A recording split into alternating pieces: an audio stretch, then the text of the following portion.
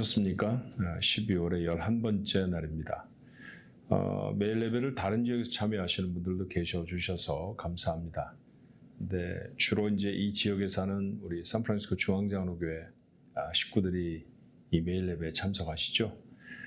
저희가 살고 있는 샌프란시스코 지역은 영하로 떨어지는 적도 별로 없고요. 셀시어스로 기준할 때, 그리고 뭐 눈이 오는 때도 별로 없습니다만 요즘 좀 추워졌어요.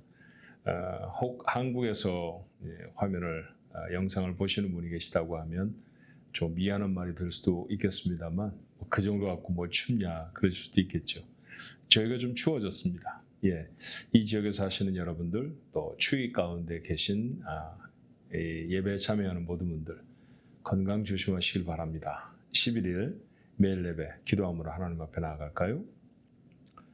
호흡 한 줌 더 하나님께 의지하지 아니하고서는 살아갈 수 없는 게 인생입니다.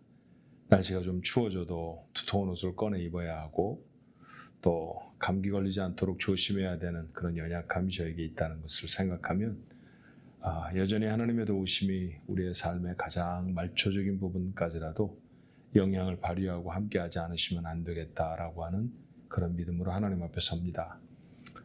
그런 마음에 예배를 우리 하나님이 받으시고 오늘도 하늘 문을 여셔서 예배에 참여하는 모든 사람들에게 큰 은혜가 있게 축복하옵소서. 마음에 담기는 하나님의 말씀이 기도의 제목이 되게 하시고 우리가 간구할 때 우리에게 깨우쳐 알게 하신 것들이 삶을 통해 실천되어질 수 있는 그런 거룩한 용기와 능력도 주옵소서. 예수님 이름으로 기도합니다. 아멘. 찬송가 93장입니다. 예수는 나의 힘이요 내 생명 되시니. 함께 찬송할까요?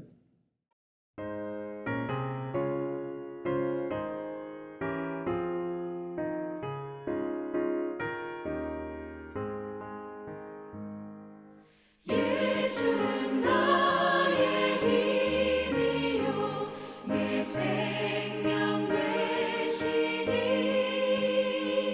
구주 예수 떠나 살면 죄 중에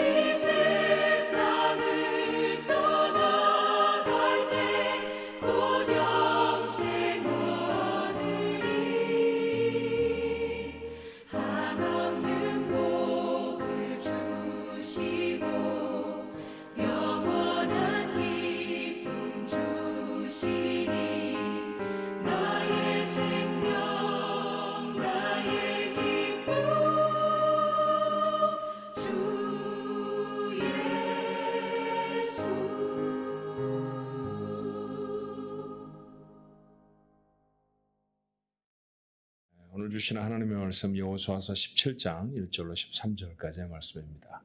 여호수아 17장 1절로 13절의 말씀. 함께 읽는 것 저 참 좋아해서 여러분들에게 늘 같이 읽으십시다 그러는데 흩어져 있더라도 소리가 함께 모여진다라고 하는 마음을 가지면 참 기뻐요. 자, 함께 읽습니다. 므낫세 지파를 위하여 제비 뽑은 것은 이러하니라. 므낫세는 요셉의 장자였고 므낫세의 장자 마길은 길르앗의 아버지라.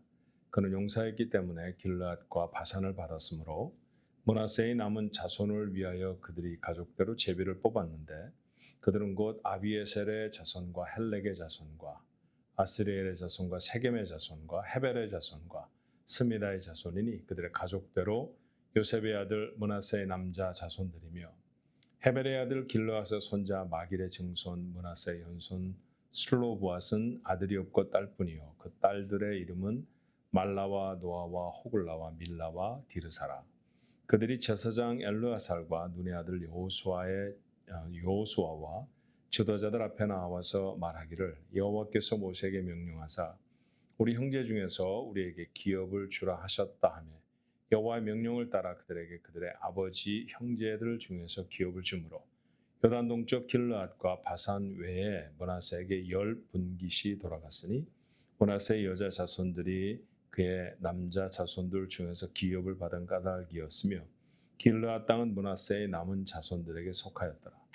므낫세의 경계는 아셀에서부터 세게마 믹므닷까지이며 그 오른쪽으로 가서 엔답부와 주변의 경계에 이르나니 답부와 땅은 므낫세에게 속하였으되 므낫세의 경계에 있는 답부와는 에브라임 자손에게 속하였으며 또 그 경계가 가나 시내로 내려가서 그 시내 남쪽에 이르나니 므낫세의 성읍 중에 이 성읍들은 에브라임에게 속하였으며 므낫세의 경계는 그 시내 북쪽이요 그 끝은 바다이며 남쪽으로는 에브라임에 속하였고 북쪽으로는 므낫세에 속하였고 바다가 그 경계가 되었으며 그들의 땅의 북쪽은 아셀에 이르고 동쪽은 이사갈에 이르렀으며 이사갈과 아셀에도 므낫세의 소유가 있으니 곧 베스안과 그 마을들과 이블르함과 그 마을들과 돌의 주민과 그 마을들이요 또 엔돌 주민과 그 마을들과 다아낙 주민과 그 마을들과 무깃도 주민과 그 마을들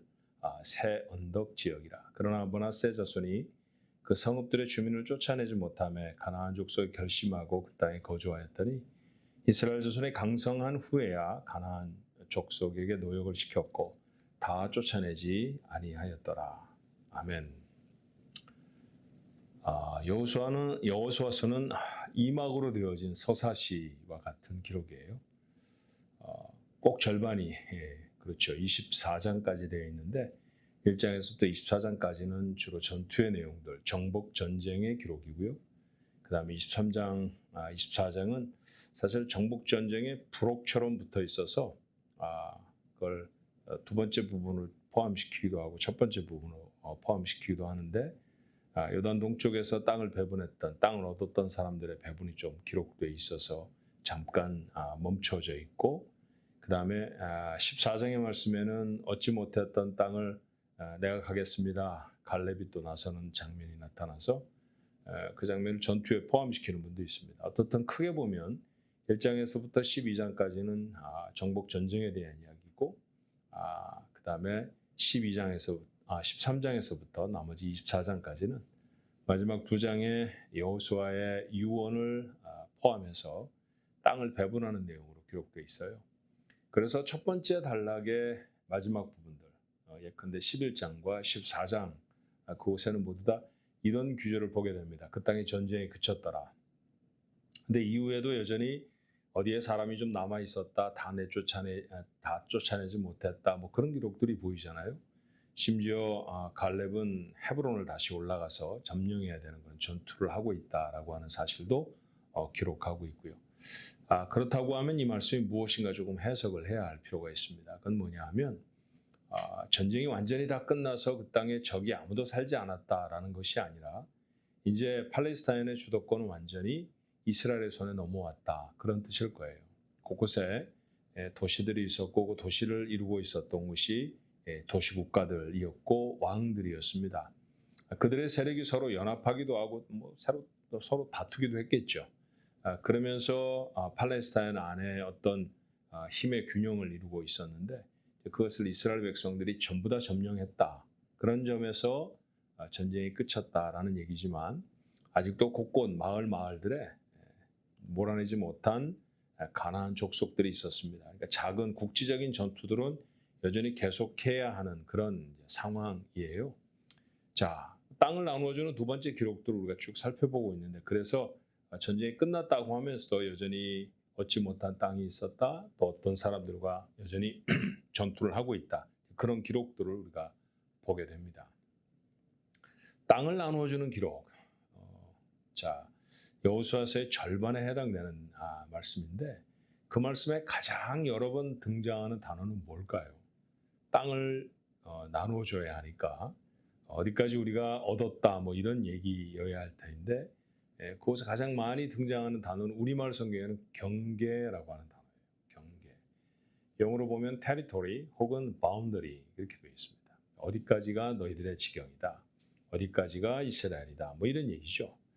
자, 좋게 말하면 거기까지 얻는다라는 뜻이고요.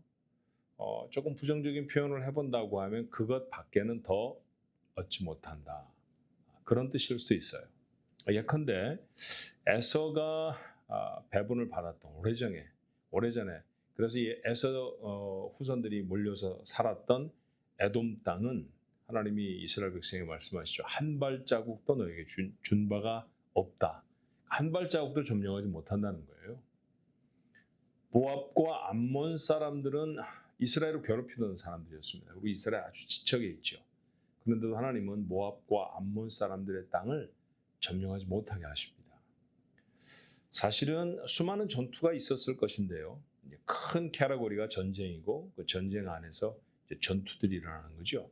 예를 들면 뭐 가나안 정복 전쟁 이렇게 표현하고 여리고성 전투, 아이성 전투 이렇게 표현하는 게 맞을 거예요. 그런데 그 전투들은 사실 성경에 기록되지 않은 전투들도 굉장히 많았거든요. 근데 그 많은 전투 중에 아이성의 전투에 한 번밖에 패하지 않았습니다. 그러니까 계속 다 이겼다는 거죠. 파죽지세였어요. 그 앞에 감히 하나님을 대적하고 이스라엘 백성을 대적하는 도시국가도 왕도 부족도 없었습니다. 그렇게 파죽지세로 이겼다고 하면 지경을 훨씬 더 넓힐 수도 있죠. 여러분이 아시는 것처럼 여호수아가 점령해서 이스라엘 백성에게 나누어준 땅은 지금의 이스라엘보다 조금 넓어요. 왜냐하면 요단 동편에 지금은 요르단에 속해 있는 땅들도 두 지파 그리고 반 지파에게 나누어 주었기 때문에 그것까지 포함하면 지금보다 좀 넓지만 사실은 다 포함해도 그렇게 큰 나라는 아닙니다. 큰 땅이 아니라는 거죠. 저희들이 살고 있는 캘리포니아보다도 훨씬 작습니다. 그렇게 전쟁을 잘하던 사람들이 그렇게 작은 땅을 얻고 멈추었었던 까닭은 무엇일까요? 하나님의 금지 때문이었죠. 하나님이 더 이상 가지 마라 하셨기 때문에 그랬다는 거예요. 만약 그들의 기세 그대로 한다고 하면 이집트도 그리고 북쪽으로도 더 쳐 올라가서 훨씬 더 큰 나라, 큰 제국을 이룰 수 있었을 것입니다. 근데 이스라엘은 한 번도 제국이 되어오지 못했죠. 여기까지만 가라. 그것보다 더 나아가는 것은 너희들이 허락하지 않는다라고 하는 하나님의 말씀 때문이었습니다. 자, 여호수아서에 계속해서 반복되는 이 지경, 경계, 바운더리, territory라는 말이 우리에게 주는 도전이 좀 심각하지 않나 하는 생각이 들어요. 자, 우리 상황으로 바꿔 말해본다고 하면 이런 거죠. 돈이 벌려지면 한도 끝도 없이 많이 버는 것, 그건 그리스도인의 삶이 아니라는 거죠. 능력이 있으면 갖고 싶은 건 다 갖는 것, 그것은 아니라는 거예요. 오를 수 있으면 내가 차지하고 싶은 자리는 다 차지해 보는 것, 그런 건 그리스도인의 삶과는 참 거리가 있다는 것이죠. 하나님이 우리에게 복을 주시지만 그 복에 하나님이 정해신 한계가 있다라고 하는 사실을 알아야 합니다. 하나님이 사실 무엇인가를 주셨다고 하면요, 물론 그 가운데 우리를 행복하게 하고 우리를 즐겁게 하려고 하시는 목적이 분명히 있습니다. 근데 그것보다 더 큰 목적이 있거든요. 그 목적들 이루기 위해서 주신 것들을 어떻게 사용하는가라는 게 중요하고 그 목적을 이루기 위해서는 이 정도만 주셔도 충분하다. 그런 뜻일 거예요. 그렇죠? 예컨대 이스라엘 백성들이 광야를 지나가면서 40년 동안 하루도 거르지 않고 먹었던 만나, 그 만나 하루 먹을 양식이면 좋겠던 것이죠. 더 많은 양식이 그들에게 필요했던 것이 아닙니다. 내일 또 주실 것이니까. 그들이 양식을 거두어 들어왔던 것은 그들의 가족을 먹여 살리는 것이었고요. 그 가족을 먹여 살리는 데는 충분한 양이었습니다. 그것보다 더 가지고 와서 쟁여놓고 남겨놓으면 벌레가 나고 썩어서 처치가 곤란하고 그걸 내다 버려야 하는 그런 불편함이 그들에게 있었다는 것이죠. 우리는 대단히 자본주의가 극성인 나라 또는 그런 문화권 안에서 삽니다. 그래서 마치 복이라는 것이 자산의 정도에 따라서 평가되는 것 같은 착각을 할 때가 많아요. 좀 표현이 어려웠다고 하면 이런 표현이죠. 돈을 많이 벌면, 많이 가지고 있으면 하나님의 복을 받은 것이고, 그렇지 않으면 하나님의 복을 좀 적게 받은 것이고, 정말 그렇다고 생각하시나요? 그렇지 않다는 거예요. 이스라엘 백성들이 더 큰 땅덩어리를 차지할 수 있었음에도 불구하고 하나님이 가지 마라 하시는 곳까지 가지 않았습니다. 그것을 경계를 삼죠. 그들이 복을 받지 못해서 그럴까요? 하나님이 능력이 없으셔서 더 많은 나라, 더 많은 민족의 땅들을 점령하지 못하셨을까요? 그랬을 리는 없지 않습니까? 그렇다고 하면 이 말씀들이 우리에게 주는 교훈이 있습니다. 자, 경계를 정하셨다는 하나님의 말씀을 통해서 오늘 이 메일 레벨을 드리며 우리 마음에 담았으면 좋겠을 몇 가지 도전은, 첫 번째는 하나님이 주신 것들에 대한 감사가 있어야 할 것 같아요. 여전히 우린 부족한 게 참 많습니다. 뭐 돈도 부족하고 건강도 부족하고 시간도 부족하고 뭐 그럴 수 있죠.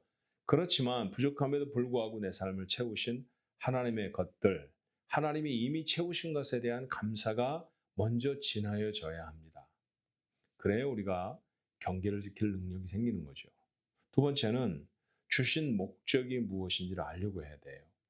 하나님이 나에게 왜 이것을 주셨을까? 하나님이 나에게 왜 이 직장을, 하나님이 나에게 왜 이 자리를, 하나님이 내게 이런 기회들을, 이만큼의 물질을, 또 이런 재능을 왜 주셨을까라고 하는 사실에 대해 우리가 끊임없이 물어야 합니다.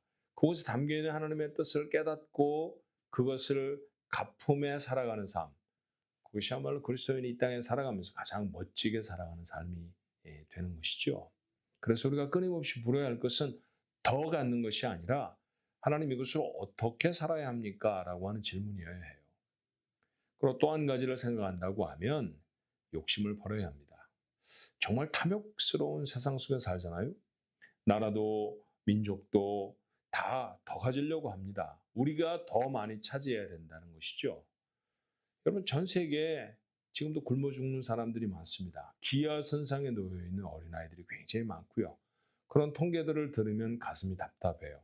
그래서 다시 이제 보고서들을 자료들을 찾아보면 전 세계가 수확해 거둬들이는 음식의 양은 곡물들이라든지 아니면 그 식품으로 사용할 수 있는 그런 것들은 사실은 이 땅에 살고 있는 모든 사람들이 다 먹기에 충분하다는 것이죠. 문제는 어디에 있을까요? 생산의 문제가 있는 것이 아니라 공급의 문제가 있는 것이죠. 나누지 못하기 때문에 일부의 사람들은 가난하고 헐벗고 있다는 사실을 우리가 기억할 수 있어야 돼요. 그렇다고 하면 우리가 더 갖겠다, 내가 더 차지해야 되겠다라고 하는 것은 사실은 좀 저러면 안 되는데 정도가 아니라 죄악일 수 있는 것이죠. 이스라엘 백성들은 하나님이 허락하지 않은 것은 발 하나도 드러놓지 않았습니다. 그게 하나님의 뜻이었고요. 오늘 우리의 삶에 주시는 하나님의 경계들은 무엇일까요? 하나님이 이미 우리의 삶에 채워주신 것들에 대해서 우리는 정말로 뜨겁게 감사하며 사는 사람들입니까? 하나님이 내게 주신 것들로 하나님이 원하시는 것들을 이루기 위한 고민이 우리에게 얼마나 깊어져 있나요? 자, 이런 것이 바로 우리가 세상을 살아가면서 하나님으로부터 받은 잉여 축복들, 자, 그런 것들을 제대로 사용할 수 있는 방법이겠죠. 그 복을 잘 사용하는 사람이야말로 인생을 가볍게 살아가는 사람일 것입니다. 올해도 부족한 것들이 현재 있으시겠지만 이미도 베풀어 주신 것들이 얼마나 많은지에 대한 것을 잊지 않아야 합니다. 그리고 감사함으로 나아가야죠. 그리고 그것으로 어떻게 하나님의 영광을 돌릴 수 있는지 고민하는, 우리 가족들이 되었으면 좋겠어요. 그리고 욕심은 아주 조금이라도 우리의 마음에 일어서지 않도록 잘라내고 또 잘라내고 또 내려놓을 수 있는 그런 경건의 훈련이 이 예배에 참여하는 여러분 모두의 것 되기를 주님의 이름으로 축원합니다. 기도하겠습니다. 참 많이 주셨는데 주신 것에 대한 의미를 제대로 알지 못하며 사는 것은 아닌지 오늘 여호수아가 땅들을 백성들에게 나눠주는 그런 장면을 보면서 우리 마음에 잠깐 생각해 보게 됩니다. 하나님 무엇을 받았는지 알게 하시고 그 받은 저희들의 삶을 하나님 앞에 감사함으로 아뢰게 축복해 주옵소서. 뿐만 아니라 주께서 주신 것이 무엇이 어떤 것이냐라고 하면 그것을 통해서 어떻게 하나님 앞에 영광을 돌려야 하는지 그걸 고민하고 기도할 수 있는 저희들이 되었으면 참 좋겠습니다. 늘 우리의 기도가 하나님 더 주십시오. 이것이 필요해요. 저것이 필요해요가 아니라 하나님 저에게 주신 것으로 하나님의 영광을 어떻게 드러낼까요? 라고 하는 그런 고민이 되어져야 하지 않을까요? 하나님 그런 성숙한 믿음의 백성들 오늘 이 시간에 예배하는 저희들 모두가 되어지도록 도와주옵소서. 결국 욕심은 사망에 이르는 죄라고 말하지 않습니까? 하나님 느없이 우리의 마음에 담게 되는 욕심들이 정말로 많습니다. 덜어내고 잘라낼 수 있게 하시고 하나님 앞에 이렇게 경건의 삶들을 이루어가는 저희들 모두가 되도록 축복해 주옵소서. 오늘 만날도 이와 같이 하나님 앞에 우리 스스로를 경계할 수 있는 복된 인생들 되게 하시길 원하옵고 예수님의 이름으로 기도하옵나이다. 아멘.